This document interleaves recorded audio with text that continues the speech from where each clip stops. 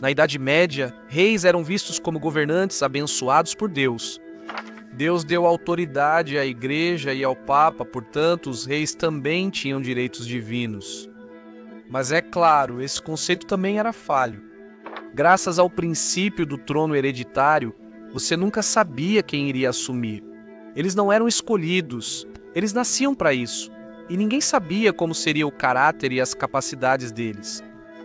Você poderia tanto ter um governante amado, corajoso e benevolente no trono, quanto um lunático sádico completamente insano. Vamos voltar à Idade Média e conhecer 5 desses monarcas medievais loucos. Bem-vindo à loucura medieval.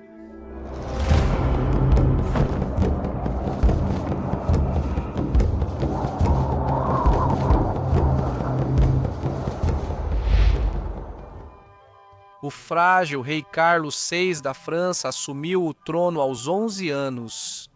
No início, ele reinou sob a regência e controle de seus 4 tios, Duque da Borgonha, Anjou, Berry e Bourbon.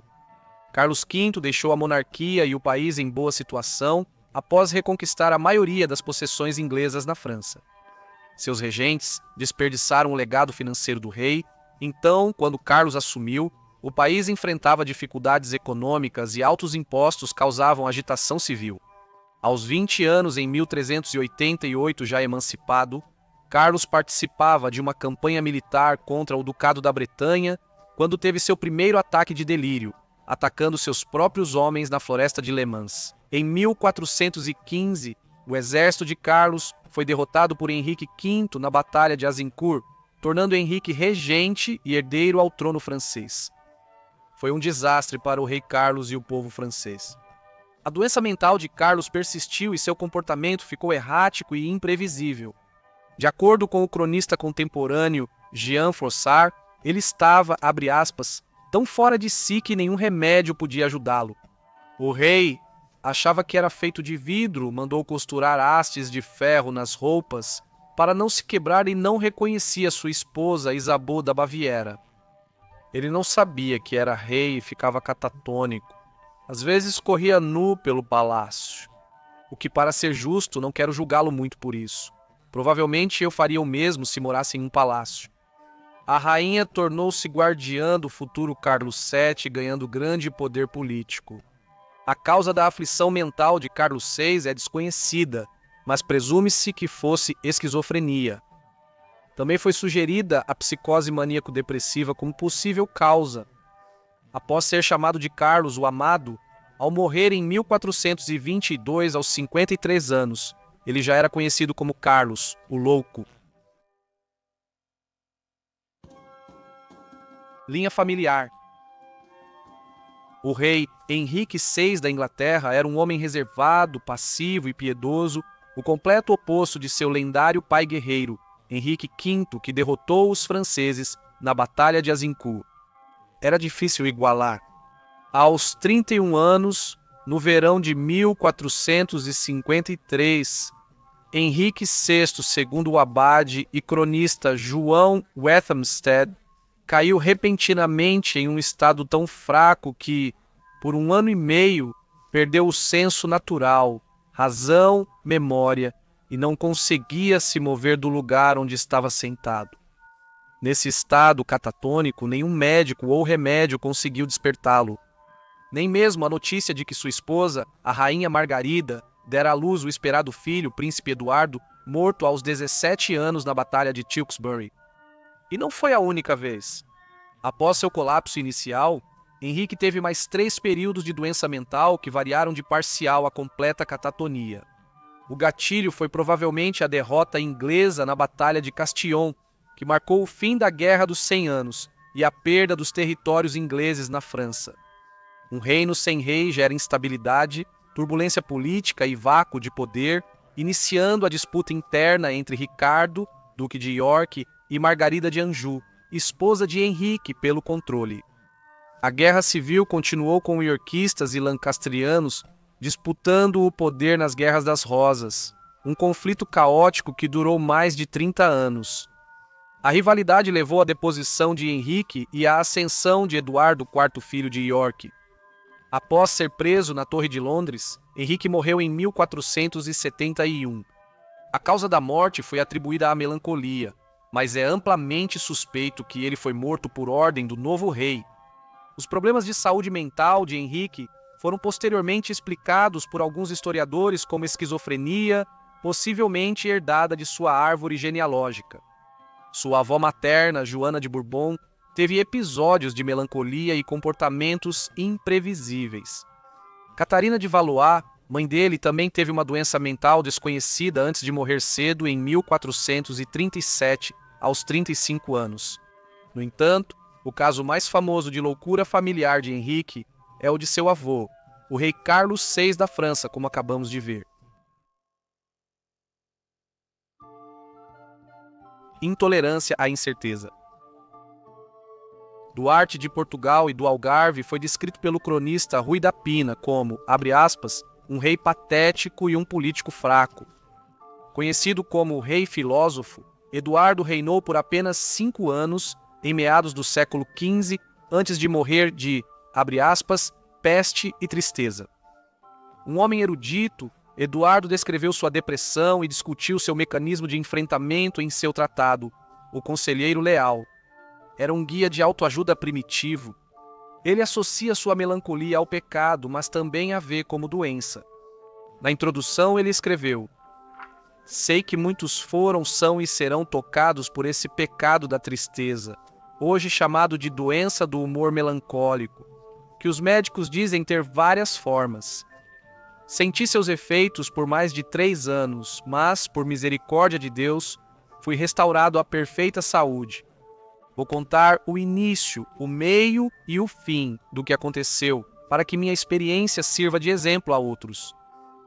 Quando seu pai, Jean, se preparava para conquistar Suta, no norte da África, Eduardo precisou governar Portugal. 10 meses depois, a peste surgiu em Lisboa. Após adoecer, Eduardo temeu morrer, mas se recuperou fisicamente. Porém, enfrentou 3 anos de piora mental devido ao medo da morte e à pressão do trabalho. Após a morte de sua mãe, Filipa de Lencastre, vítima da peste em 1415, Eduardo conseguiu se concentrar na realidade de sua partida e não se preocupar tanto com a própria imortalidade. Sua morte precoce gerou crise política em Portugal, pois seu filho Afonso tinha só 6 anos ao assumir o trono. Esperava-se que os irmãos de Eduardo fossem regentes, mas ele nomeou sua esposa Leonor de Aragão para supervisionar o filho em seu testamento. Houve uma revolta, e o tio de Afonso, Pedro, tornou-se regente único em 1439. Mesmo assim, os nobres apoiaram Leonor e ameaçaram guerra civil. Um acordo de partilha de poder amenizou a crise até que, influenciado por outro tio, Afonso derrotou Pedro na Batalha de Alfarabaria em 1449. Guerra psicológica. Joana de Castela nasceu em 1479, filha dos grandes monarcas católicos, primeira Sabel, primeira de Castela e Fernando, segundo de Aragão. Na infância, ela viajou bastante pela Espanha recém-unificada com os pais, passando por vários palácios e cidades. Seus pais ficaram famosos por expulsar os mouros do sul da Espanha e por patrocinar as expedições de Cristóvão Colombo. Isabel e seus irmãos receberam excelente educação na corte, aprendendo francês, matemática, latim, história e leis de Castela. Uma irmã tornou-se rainha de Portugal e a outra, Catarina, foi rainha da Inglaterra como primeira esposa de Henrique VIII. Aos 16 anos, Joana foi enviada para Flandres para casar com o arquiduque austríaco Filipe, o Belo, filho do imperador Maximiliano I. Após atrasos pelo desinteresse de Filipe, o casal finalmente se casou. Para Joana, foi amor à primeira vista. Afinal, não o chamavam de Filipe, o Belo, à toa. Mas à medida que sua paixão aumentava, o interesse de seu marido por Joana diminuía. Após a morte dos irmãos mais velhos, Joana virou herdeira do trono de Castela em 1498. Após uma discussão durante visita aos pais, o marido de Joana voltou para casa, na Flandres. Joana ficou devastada quando soube e se tornou instável. Grávida, seus pais insistiram que ela ficasse para o parto. Mas Joana passou a noite gritando diante dos portões do castelo, desesperada para seguir o marido, e logo surgiram rumores sobre sua saúde mental. Após a morte de Isabel, Joana tornou-se rainha de Castela, mas seu pai Fernando e o marido Filipe conspiraram para afastá-la do trono, alegando incapacidade devido a enfermidades e sofrimentos.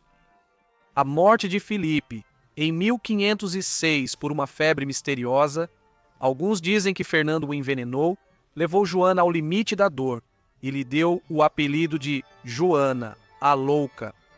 Supostamente, ela viajou ao lado do caixão em uma procissão de Burgos até Granada e insistiu que o caixão fosse aberto para provar que era o corpo do marido dela que estava ali.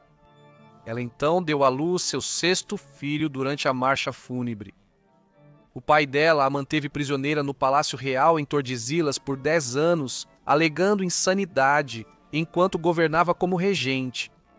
Quando Fernando morreu em 1516, o filho adolescente de Joana, Carlos, foi declarado co-governante com a mãe, mas ele também queria governar sozinho e manteve a mãe trancada pelo resto da vida, insistindo que ela era insana. Joana ficou lá até 1555, vítima de anos de manipulação psicológica e prisão, até mergulhar em um mundo de depressão e paranoia. Ela morreu presa aos 75 anos. A loucura dela foi uma propaganda criada pelos homens de sua vida, como pai, marido e filho, todos famintos por poder? Ou ela realmente merecia o nome Joana, a Louca? Me diga o que você acha aí embaixo nos comentários.